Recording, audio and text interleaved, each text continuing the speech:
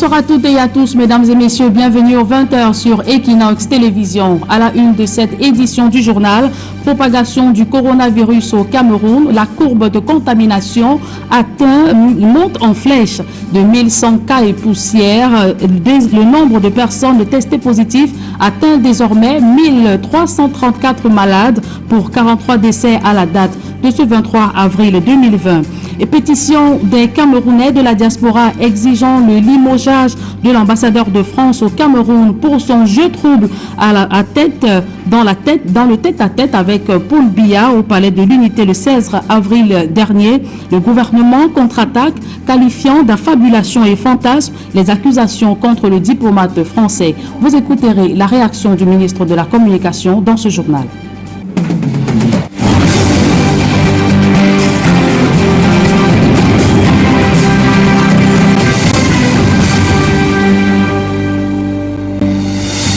Une fois de plus, bonsoir à toutes et à tous. Mesdames et messieurs, bienvenue aux 20h sur Equinox Télévision. Je vous le disais en titre, le Cameroun compte à ce jour 1334 cas positifs au coronavirus.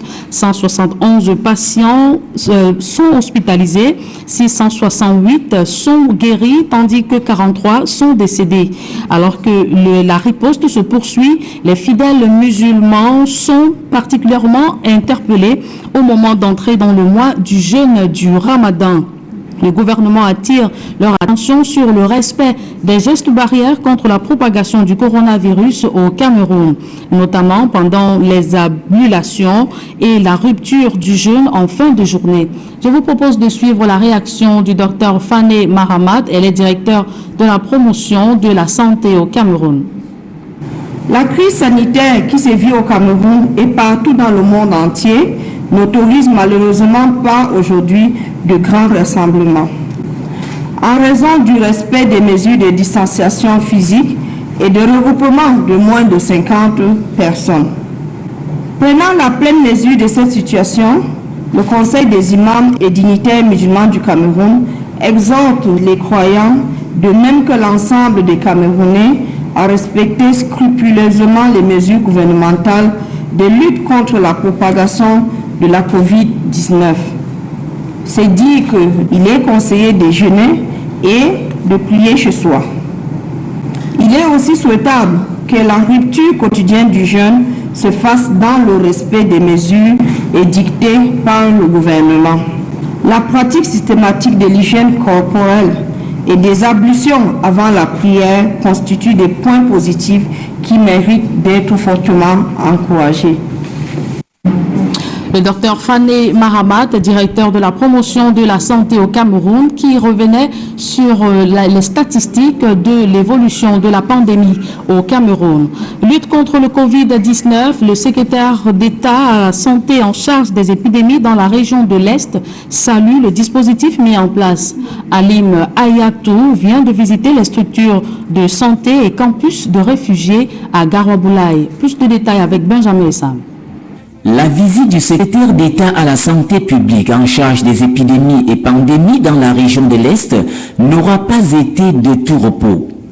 Prêchant par l'exemple, Alim Ayatou s'est soumis au respect de quelques règles barrières de lutte contre le Covid-19. À la délégation régionale de la santé de l'Est comme au Fonds régional pour la promotion de la santé, il a été question de s'assurer de toutes les mesures prises pour barrer la voie au Covid-19. Même préoccupation à la prison centrale de Bertoua où les détenus ne sont pas à l'abri de cette pandémie. La région de l'Est enregistre à ce jour 2 cas confirmés de coronavirus pris en charge à l'hôpital régional de Bertoua et dont les nouvelles sont rassurantes. Ali Mayatou a ainsi pu visiter le pavillon de prise en charge des malades du Covid-19, de même que le chantier devant accueillir l'unité de prise en charge des malades d'une capacité de 24 lits. Cap sur Gado Badiri, camp de réfugiés situé à 200 km de Bertoua.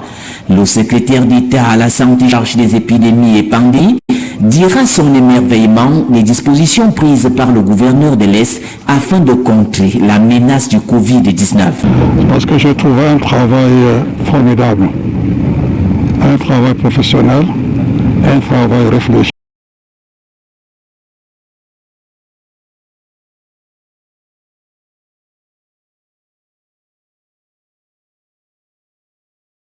Donc, vous retrouvez au niveau de la délégation régionale de l'Est toutes les dispositions, tous les systèmes d'alerte, de communication et même de suivi des cas à travers la région de l'Est. Et c'est à Garoua-Boulaye, ville frontière entre le Cameroun et la République centrafricaine, que Halim Ayatou achève sa randonnée d'évaluation, non sans avoir visité toutes les structures de santé et prescrire le renforcement de la veille sanitaire au niveau de la frontière. Pandémie du coronavirus au Cameroun, le coordonnateur du mouvement progressiste a donné une conférence de presse ce jour à Douala. Jean-Jacques Ekindi a entretenu les hommes de médias sur l'état de chamboulement des modes de vie et les habitudes dans plusieurs pays de la planète touchés par le Covid-19. Le chasseur de Lyon s'est surtout appesanti sur les mesures mises en place pour faire face à la maladie au moment où le gouvernement camerounais annonce la reprise des cours pour le 1er juin prochain. Je vous propose d'écouter Jean-Jacques Ekindi sur les préoccupations qu'il se pose par rapport à l'échéance du 1er juin prochain. Le Cameroun ne relâchera pas ses efforts. Mais quand les scientifiques et le gouvernement vont-ils se mettre d'accord pour arrêter le confinement de fait, réouvrir les écoles et lever toutes les contraintes qui entravent la reprise des activités? Quand reviendra-t-on à la situation normale? Comment va-t-on réorganiser ces activités pendant la phase transitoire? Est-il possible de réduire les effectifs des classes comme on le voit ailleurs, alors que chez nous, les classes sont bondées avec 200 élèves, voire plus? Qui en supportera le coût? Parce que dispenser les cours à 200 élèves ou dispenser les cours à 15 élèves, le coût n'est pas le même. Autre problème qui se posera pareillement aux usines, au commerce, au bureau. Pour ce qui est de l'école, elle rouvrira sans doute ses portes le 1er juin, comme l'a annoncé le Premier ministre. Il faut soutenir cette décision.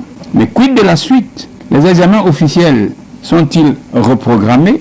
Les classes vont rouvrir jusqu'à quand? Puisque la fin des classes, normalement, est située au 7 juin. Y aura-t-il une année blanche? Les diplômes accordés aux élèves seront-ils des diplômes au rabais ou des diplômes contenant toute leur valeur? Des réponses sont entendues par les élèves, les parents, les enseignants et les établissements. Il faut donc dès maintenant réfléchir sur l'organisation de la reprise si nous ne voulons pas une deuxième vague d'infection du Covid-19.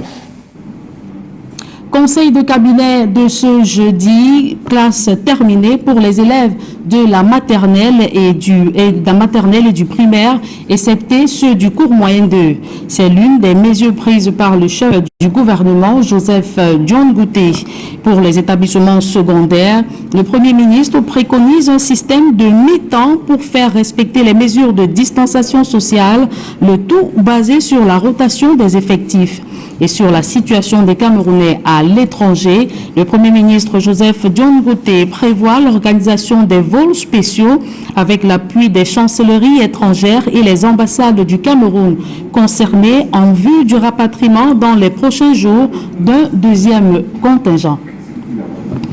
Et je vous le disais tout à l'heure, pas de manifestation publique des éditions 2020 de la fête du travail, mais également celle de l'unité. Ainsi en a décidé le chef de l'État, Paul Biya, en raison du respect des mesures barrières pour barrer la voie contre le coronavirus. Et quels sont les enjeux d'une telle décision? Nous le verrons dans nos prochaines éditions.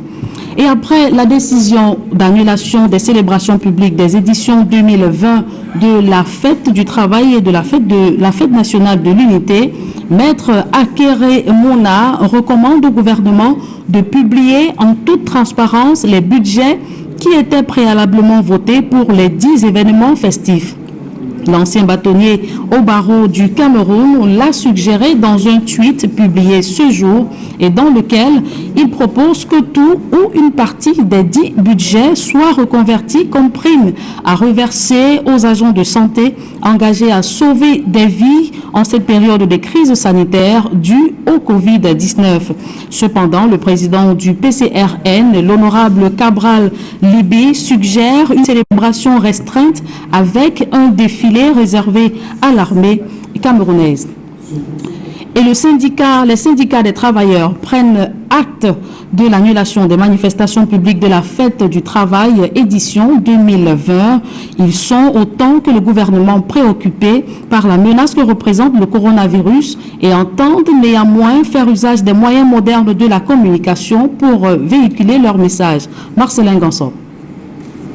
La fête du 1er mai a attrapé le virus du Covid-19. Pas de célébration publique ni manifestation populaire. La décision du président de la République, rendue publique par le secrétaire général de la présidence, ne surprend pas les responsables des syndicats des travailleurs, pour qui rien ne vaut la vie par ces temps de propagation du coronavirus. Par le temps qui court, le monde est carrément en souffrance. Où, n'est-ce pas, l'OMS, comme les gouvernements, ont convenu de mesures barrières à respecter par tout le monde.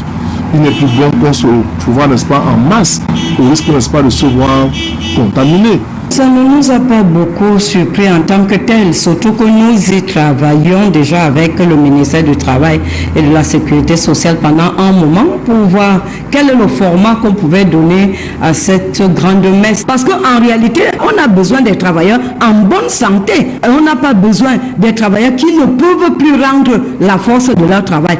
Bien que les manifestations publiques aient été annulées, les syndicats des travailleurs n'entendent pas rester les bras croisés. Tous les canaux modernes de communication seront utilisés pour passer le message des masses laborieuses. Nous avons, n'est-ce pas, passé pratiquement de station en station, des lieux où on rencontre nos camarades pour avoir une communication, n'est-ce pas, et au besoin, si on a mis un savon, leur en donner, pour toujours leur permettre, n'est-ce pas, de se protéger contre cette maladie-là. Donc on ne peut pas croire qu'on aura rien à se dire le 1er mai. Non, par des voix, n'est-ce pas, de télévision et les médias, grâce à vous, on va communiquer. Il faut bâtir ce message-là autour de la sécurité au travail, autour de la protection du travailleur. Et nous allons utiliser les différents mécanismes, tous ces médias que vous connaissez, les réseaux sociaux, pour que les travailleurs soient informés de messages que nous allons délivrer ce jour-là. L'annulation des festivités du 1er mai va en droite ligne des mesures barrières édictées par le gouvernement au moment où le Covid-19 menace de nombreux emplois.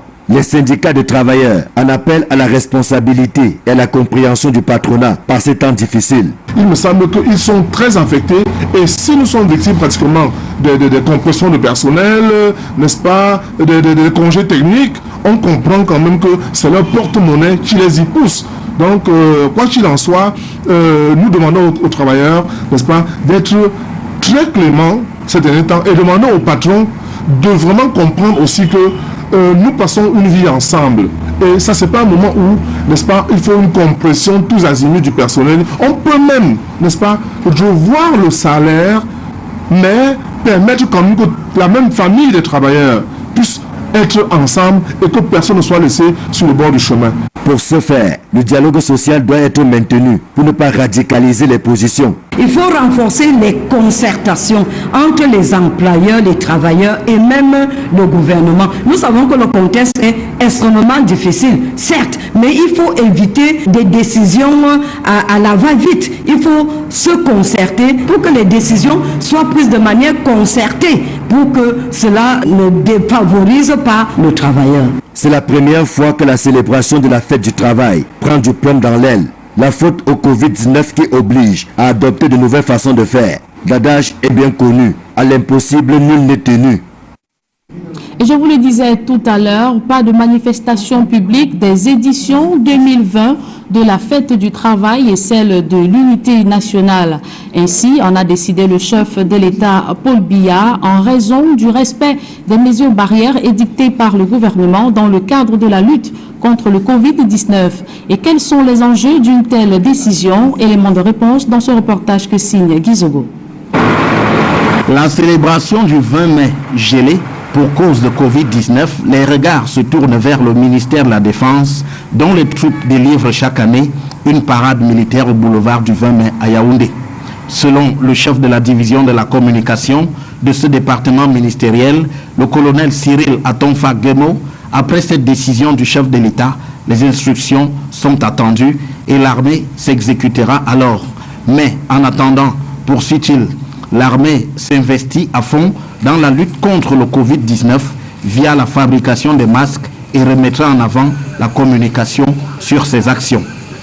Quant à la portée politique de cette décision, le politiste Aristide Mono parle d'une occasion manquée pour exposer la force du Cameroun. Nous manquons une opportunité d'expression de l'identité de notre pays et du potentiel même de notre nation, pour ne pas parler de l'expression de notre modeste force. Lorsqu'on sait que les parades publiques nationales ont une vocation communicationnelle, dans la mesure où il est question de présenter ce que le pays a de mieux. C'est le cas de l'exposition de notre puissance armée à travers le défilé militaire.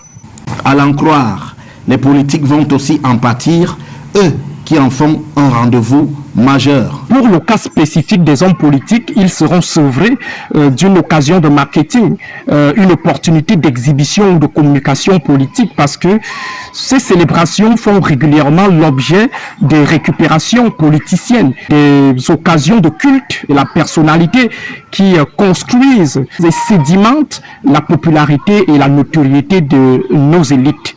S'agissant de la polémique sur la vacance à la tête du Cameroun, le politiste pronostique qu'elle ne va pas s'extomper. Ce gel de la célébration de la fête de l'unité ne rend pas service aux polémiqueurs, de même que cela va renforcer certains doutes, sous réserve d'une apparition publique d'ici là du chef de l'État. La polémique pourra alors continuer son bonhomme de chemin, s'amplifier davantage avec toutes les incidences sur la stabilité morale de la nation. Pour autant, l'analyste souligne qu'il y a bien un modus operandi pour célébrer le 20 mai de cette année. Il faut simplement intégrer de nouveaux modes d'expression et d'exaltation républicaine. Et là, je pense à l'activation considérable des outils de communication audiovisuelle et numérique qui sont, à l'heure actuelle, des instruments les plus adaptés de l'appareil idéologique de l'État. De quoi quand même s'attendre à ce que les uns et les autres convoquent leur ingéniosité.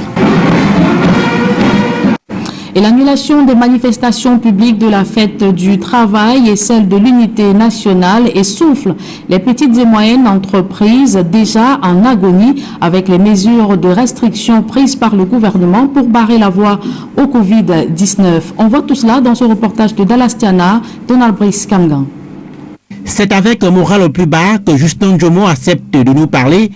Député, ce jeune à la tête d'une entreprise de communication vient de voir l'essentiel de ses commandes annulées à raison de la suppression des manifestations publiques du 1er et du 20 mai. Quand nous résumons la commande de nos t-shirts par exemple, pour ceux qui font la communication comme nous, déjà les commandes, nous sommes à plus de 4000 t-shirts qu'on devait produire pour le 1er mai seulement. 4000 t-shirts. Alors nous faisons que les t-shirts chez nous en moins de 5000 francs. C'est plus de 20 millions de francs que nous on écrase comme ça. Marché des fleurs à Bonapriso, Evaristus vend en temps ordinaire près de 30 paniers par semaine. Mais à raison du Covid-19, ce vanier, comme ses pairs dans cette activité, sont aux abois. Les expatriés, leurs principaux clients, sont confinés. Pour le moment-ci, tu peux voir en une semaine ou en une journée, tu peux venir ici, tu passes une journée, tu arrives même à vendre une. Par semaine? Par semaine, parfois, si tu as l'argent, même tu peux vendre 5 paniers. Dehors de ça, il n'y a rien. La grande majorité des PME ont limité au strict minimum leurs activités lorsqu'elles n'ont pas carrément cessé de fonctionner. La fermeture des frontières, des écoles, la limitation maximale des déplacements des personnes asphyxie les PME. Protayama parle d'un plan Marshall pour sauver ce segment. 95% des entreprises au Cameroun. Elles en sont à demander, à implorer le soutien de l'État. Parce que il faut tenir pendant cette période pour pouvoir se relancer après. Alors si elles sont mortes pendant cette période, ça va être difficile après. Donc nous craignons beaucoup pour les PME, il faudra une vigoureuse relance. Le gouvernement lui dit être en phase de finalisation de l'étude des contre-coups des restrictions sur l'activité économique et des moyens d'accompagnement nécessaires. Le secteur privé compte le temps. Et à la faveur du décret du chef de l'État portant commutation et remise de peine à certains prisonniers, plusieurs ont recouvré la liberté. À la prison centrale de Bafoussam, 177 détenus sur les 915 que compte ce pénitencier ont bénéficié de la grâce présidentielle. Leclerc Taquet. Interpellé par la brigade qui me disait d'être un étranger, dans le sens qu'il m'accusait d'abord par la carte d'identité. Moment de fierté à la prison centrale de Bafoussam où 177 détenus respirent désormais l'air de la liberté, bénéficiant de la grâce présidentielle. Bagages en main, ces derniers vont pour la plupart ignorer les mesures barrières tellement l'émotion est grande. Seulement du col. C'est elle du col. Pour respecter les hautes directives du Premier ministre relatives au Covid-19, ces détenus ont été testés avant leur libération. On considère un peu ici tout le monde comme suspect, vu qu'ils ne respectaient pas la distanciation. C'est un milieu carcéral, ils sont entassés et puis nous pensons que la meilleure manière pour les intégrer, parce qu'ils intègrent facilement la société, c'est des précautions à prendre. Alors il faut relever tous les prisonniers afin de s'assurer qu'ils entrent dans la société étant sains du coronavirus. Ça c'est une manière d'éviter une propagation. L'autorité pénitentiaire salue cette mesure, non sans prodiguer quelques conseils à ces détenus. Ce décret, comme vous l'avez constaté, a eu pour effet de désengager de manière notable la présence centrale de Bafoussam. Nous remercions le chef d'État pour ce décret. Et ce décret participe de la lutte et la protection des personnes placées sous la justice contre le Covid-19. En libérant ces places, nous espérons qu'avec toutes les mesures qui ont été prises récemment, la prison sera à l'abri de ce Covid-19. À l'endroit de ceux qui sont libérés,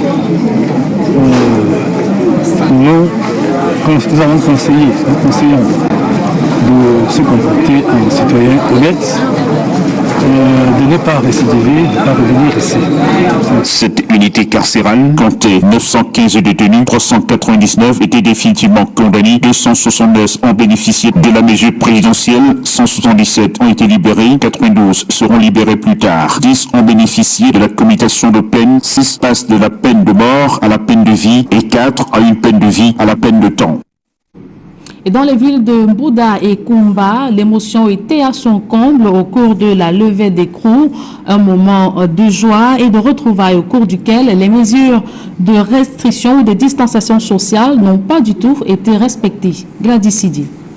78 pensionnaires de la prison principale de Mbouda, dans la région de l'Ouest, respirent l'air de la liberté. Ils font partie des détenus de ce pénitencier à qui profite le décret du chef de l'État. Je suis vraiment ému pour cette geste présidentielle. Et il y a 147 détenus qui ont bénéficié de cette grâce présidentielle. Aujourd'hui, nous libérons 78. Et il y a 69 qui vont voir leur peine réduite. Libres, oui, mais redevables envers l'État, font savoir les responsables. La mise en liberté ne les dispense pas pour autant des amendes. Je voudrais profiter pour vous dire que vous êtes chanceux parce que même ceux qui devaient de l'argent à l'État ont été libérés. Cela ne voudrait pas dire que vous ne devez pas cet argent à l'État. On vous libère en espérant que vous ferez des efforts pour rembourser cet argent. Parce que vous n'avez pas payé, l'État pourra recouvrir cet argent par tous les moyens de droit. Avant de vous remettre ces différents bulletins de levée de coûts, je voudrais vous exhorter à prendre les dispositions pour ne pas revenir ici. Parce que si vous devez revenir ici, vous serez considéré comme récidiviste et vous serez traité encore plus durement.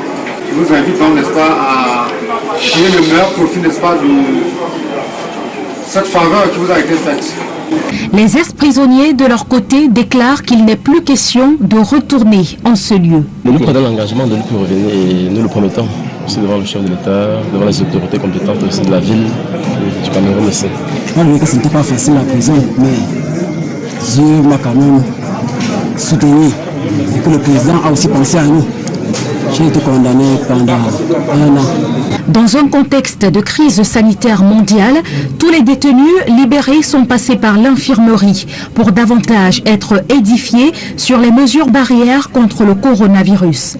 Ailleurs, dans la région du sud-ouest, à la prison principale de Kumba, 50 détenus ont été libérés sur les 173 concernés par le décret présidentiel. Ici, le discours est le même, saisir la chance qui s'offre à eux pour se réinsérer dans la société et être des citoyens modèles. The time you pass here, I think, like the father, was just to tell you that you are taking the wrong way. L'opération de libération des détenus se poursuit dans plusieurs autres prisons à travers le pays. Accusation du jeu trouble de l'ambassadeur de France au Cameroun dans la réapparition le 16 avril dernier. Le porte-parole du gouvernement, René Emmanuel Sadi, qualifie d'affabulation et fantasme la pétition d'un groupe de Camerounais de la diaspora qui a saisi le président français Emmanuel Macron exigeant le limogeage de Christophe Guilou, son représentant à Yaoundé. On fait le point avec Jean-Paul Chouniat.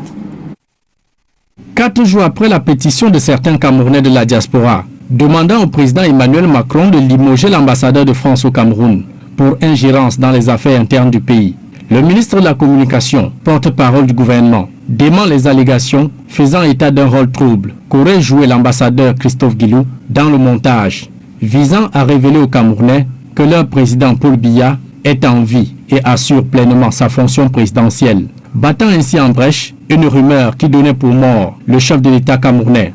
Selon ce groupe de Camerounais basé à Paris, Bruxelles, Londres et Berlin, la vidéo querellée est un assemblage de séquences d'images sans suite logique dans le fil conducteur de cette audience de Paul Biya à Christophe Guilou le 16 avril dernier. Le découpage technique de la vidéo fait rire le gouvernement qui qualifie cette démonstration d'affabulation et fantasme, pour reprendre les propos de René Emmanuel Sadi dans sa mise au point. Sur ces attaques dirigées contre les yeux, les oreilles et la bouche de l'Hexagone au Cameroun, le ministre de la Communication précise que l'entretien avec Paul Biya a porté sur l'engagement de la France à soutenir le Cameroun dans la riposte contre le coronavirus qui se propage à travers le pays. Le gouvernement, par la voix de René Emmanuel Sadi, met en garde ces groupuscules récidivistes contre tout acte pouvant porter atteinte à un plénipotentiaire digne de respect ou d'entraver l'accomplissement heureux de sa mission au Cameroun. De même, rassure René Sadi, le gouvernement prendra toutes les mesures qui s'imposent pour assurer la sécurité de tous les diplomates en poste à Yaoundé, conclut le porte-parole du gouvernement. Tout en se plaignant de la partition de Christophe Guilou dans cette audience qui faisait réapparaître un Paul Biya absent de la scène publique depuis une trentaine de jours, ce groupe de citoyens camerounais de la diaspora demande à l'homme fort de l'Élysée de faire pression sur l'homme du 6 novembre 82 pour la mise en place dans l'urgence d'une nouvelle constitution consensuelle pour résoudre la crise anglophone, la création d'une commission électorale indépendante, l'adoption de la loi sur la double nationalité devant bénéficier à plus de 3 millions de Camerounais vivant à l'étranger. Publication du rapport d'enquête sur les massacres de Garbou dans le nord-ouest Cameroun. Les Nations Unies et les États-Unis saluent la transparence qui ressort de ce rapport. Cependant, la France appelle l'ONU à instruire un autre rapport pour déterminer les véritables coupables. Regard croisé sur la toile des puissances et institutions internationales sur ce rapport avec Aïk Cyril. Michelle Bachelet n'a pas attendu longtemps avant de réagir au rapport sur les massacres de Ngarbou. 24 heures seulement après avoir pris acte des conclusions du rapport rendu le 21 avril 2020, la Haut-Commissaire des Nations Unies aux droits de l'homme salue le fait que la commission d'enquête dirigée par le ministre de la Défense, c'est une citation, s'est appuyée des membres de la société civile et des religieux et souhaite par ailleurs que les hommes en tenue inculpés répondent de leurs actes. Michelle Bachelet rappelle également aux bandes armées séparatistes leurs responsabilités devant le droit international. Pas très loin de la position du Haut-Commissariat des Nations Unies aux droits de l'homme, l'ambassade des États-Unis au Cameroun se réjouit, je cite, de la démarche de transparence à propos de l'attaque du 14 février à Ngarbou avec la publication du rapport d'enquête. Fin de citation. L'Union européenne, pour sa part, voit en ce rapport d'enquête une avancée vers la sortie de crise dans les régions du nord-ouest et du sud-ouest. Pour cause, écrit la représentation de l'Union européenne au Cameroun, aucun crime ne peut demeurer impuni et le rôle de l'État est de veiller à sanctionner toutes les formes de violation des droits de l'homme commises sur son territoire, quels que soient les auteurs. C'était une citation. Et si presque toutes les réactions semblent se satisfaire du contenu du rapport, il y en a une tout de même qui affiche un goût d'inachevé. C'est celle de Sébastien Nadeau. Le député français demande de pousser le bouchon plus loin. Après les résultats de cette enquête interne, il faut une enquête de l'ONU pour déterminer jusqu'où remontent les responsabilités, écrit Sébastien Nadeau. Pour le député français, je cite, « Les conclusions de l'enquête donnée par Paul Biya ne suffisent pas ». Prenons à présent cette note rectificative qui nous parvient à l'instant. Les classes ne sont pas encore terminées pour les élèves de la maternelle et du primaire comme préalablement annoncé. Le Premier ministre Joseph John Gouté a plutôt prescrit une étude spécifique en vue de faire respecter les mesures barrières à cette catégorie d'apprenants. À présent, se publie reportage la Société anonyme des brasseries du Cameroun aux côtés des hôpitaux et prisons pour lutter contre le Covid-19. Cette entreprise citoyenne vient de leur remettre d'importantes quantités de matériels médicaux et denrées alimentaires. Reportage. Parce que les Camerounais sont au cœur de la vie du groupe SABC, cette entreprise citoyenne a décidé de leur donner les armes dont ils ont besoin pour faire face à la grande menace du Covid-19. C'est la prison principale d'Ofou, non loin de Yaoundé, qui accueille en premier la caravane du bonheur. Le don est constitué de denrées alimentaires et autres produits nécessaires à la désinfection. De quoi soulager l'administration de la prison par ces temps de lutte contre le coronavirus. Vous savez, la prison c'est un service social. Et comme service social, nous savons compter sur l'appui des partenaires sociaux qui viennent renforcer déjà les efforts faits par le gouvernement. C'est également pour moi un témoignage franc que les brasseries du Cameroun constituent véritablement une entreprise citoyenne. C'est le CHU qui est le premier des hôpitaux publics à recevoir l'appui et l'accompagnement de la SABC. La consistance du don est telle que la direction de cette structure sanitaire n'a de mots que pour dire un grand merci.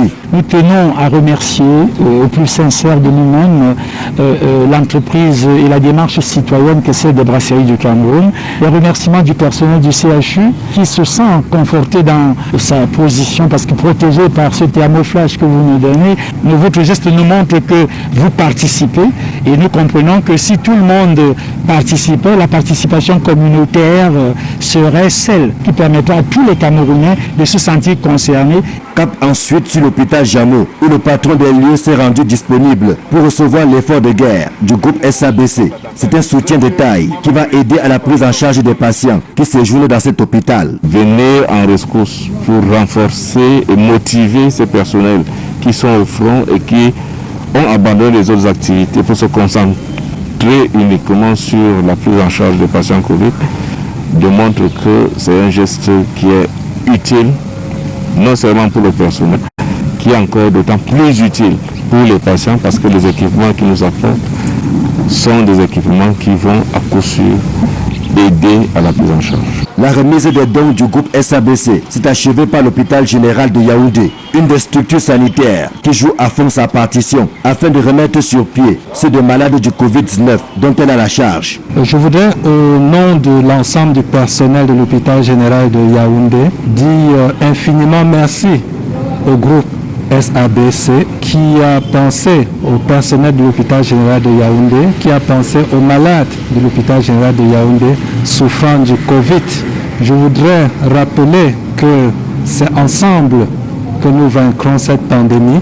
À travers ce geste de cœur manifesté dans les prisons et les hôpitaux, le groupe SABC, en même temps qu'il assume sa responsabilité sociale et sociétale, confirme s'il en était encore besoin que le bien-être des populations fait partie de ses priorités. Il s'agit d'un geste du cœur, c'est une expression d'une contribution, d'une participation à un effort collectif. Nous savons la peine qui est celle du personnel sanitaire aujourd'hui, le travail, la responsabilité de préserver la santé des Camerounais, y compris nous-mêmes, moi-même qui vous parle. Donc notre geste, c'est d'aller vers ces personnes-là pour le travail qu'elles font tous les jours. Cette deuxième phase de remise de dons, qui intervient après celle des 24 et 25 mars dernier, a porté entre autres sur 1300 masques chirurgicaux, 1000 litres de gel désinfectant, 44 thermomètres flash, 400 combinaisons de protection, 430 bidons d'eau de javel, 340 sacs de riz, 150 cartons de savon, ainsi que plus de 2000 packs d'eau et de boissons gazeuses.